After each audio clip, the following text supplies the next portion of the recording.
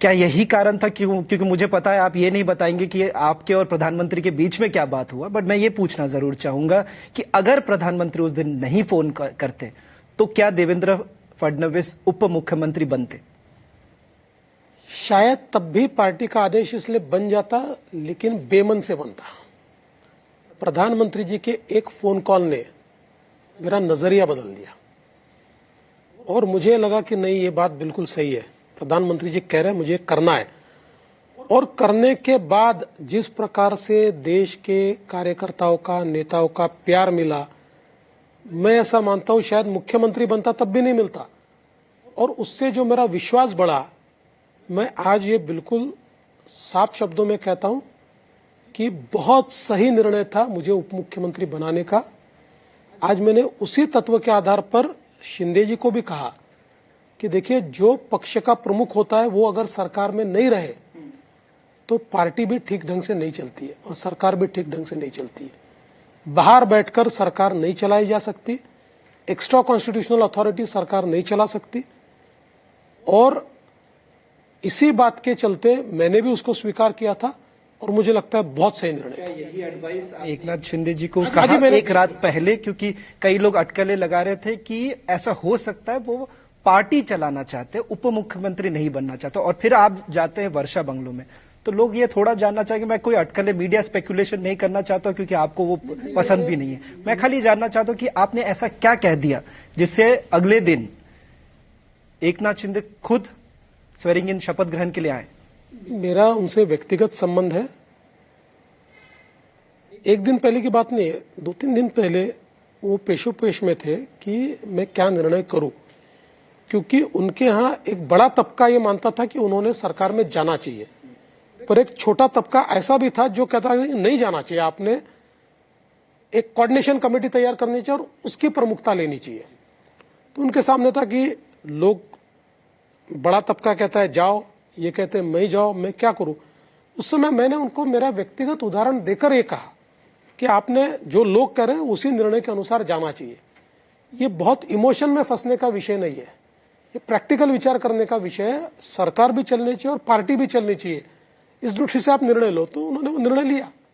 और उस दौरान ये कहा जा रहा था कि आप अजीत पवार और एकनाथ शिंदे, क्योंकि उस दिन हमने देखा जो हंसी मजाक आप लोग कर रहे थे, क्या वो पिछले कुछ दिनों में ऐसा कुछ हंसी मजाक भी हुआ कि देखिए आखिरकार शपथ ग्रहण होना है और सिर्फ अजीत पवार के साथ जो all time deputy chief minister सिर्फ उनके साथ ही हो जाए? ऐसा कई सारे मीम्स भी जा रहे थे। इतने मीम्स थे तो हम लोग तो एक दूसरे को शेयर करते थे और उसके ऊपर हंसते थे। बड़ा एकनाथ शिंदे ने वापस जवाब दिया आपके मीम के? नहीं, हमने तो अजीत दादा को दिखाया कि एक ऐसा मीम था जिसमें अजीत दादा एक कुर्सी पर बैठे जिस पर उप मुख्यमंत्री लिखा है, दूसरी कुर्सी खाली है जिस पर मुख्यमंत्री लिखा है, और वो अजीत दादा कह रहे अरे भाई किसी को तो बैठाओ, मैं तो परमानेंट हूं। तो इस प्रकार कई मीम्स बने, तो हम लोगों ने भी उसको एंजॉय किया। मैं एक चीज दर्शकों को ये कहना चाहूंगा, क्योंकि हमने आपको महाराष्ट्र असेंबली के अंदर देखा और आप डेटा पे बहुत विश्वास करते हैं। जब आप इससे पहले भी असेंबली में आपने कई ऐसी लड़ाई की, आपने डेटा पे बहुत बात की। मैं इस चुनाव की अगर बात करूं, लोकसभा के बाद जो टर्न अराउंड देखने को आया, वो टर्न अराउंड के पीछे कई सारे स्टोरीज हमने सुनी। दिल्ली के पैराशूट जर्नलिस्ट नहीं, हम लोग यहां पे थे, तो ये कहा जा रहा था कि जिस तरह से बूथ मैनेजमेंट आपने की लोकसभा के बाद और एफिडेविट पर्चे आपने लोगों के घर पे भेजा लाड़की बहना योजना को लेकर, क्या ऐसा आपने किया पिछले 7 से 8 महीने में जो एक टर्न अराउंड देखने को मिला? देखिए, सबसे पहले हमने इस बात पर वर्किंग किया कि लोकसभा में नैरेटिव कैसे परकोलेट हुआ, फेक नैरेटिव लोगों के तक कैसे पहुंचा, उस पर विश्वास कैसे बैठा, उसकी पूरी जो पद्धति थी उसको हमने डिसाइफर किया। ये जो भारत जोड़ो के जो एक दुकान है, उस दुकान के जो व्यापारी थे, उन व्यापारियों ने क्या क्या किया है, ये हमने उसको समझ लिया।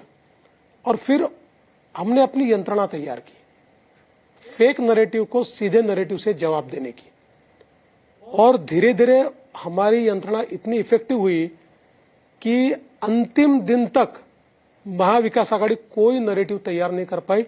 नैरेटिव हम तैयार करते थे, वो जवाब देते थे। ये पहला काम हमने किया। दूसरा, हमने ये लड़ाई फोर्सेस के साथ थी।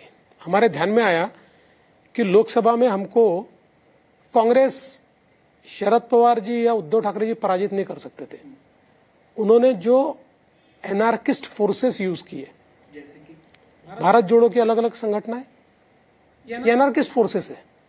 इनका भारत के संविधान पर विश्वास नहीं है, संविधान लेकर घूमते हैं, लेकिन भारत के संविधान ने जितनी संस्थाएं तैयार की, उन संस्थाओं पे से लोगों का विश्वास उठ जाए, इलेक्शन कमीशन से उठ जाए, सीएजी से उठ जाए, उच्च न्यायालय से उठ जाए, आरबीआई से उठ जाए, इस प्रकार की ये लोग प्रयास लगातार करते, एक एनार्की तैयार करने का प्रयास करते। तो हमारे ध्यान में है कि एनार्किस्ट फोर्सेस से लड़ना तो पॉलिटिकल पार्टी नहीं लड़ सकती।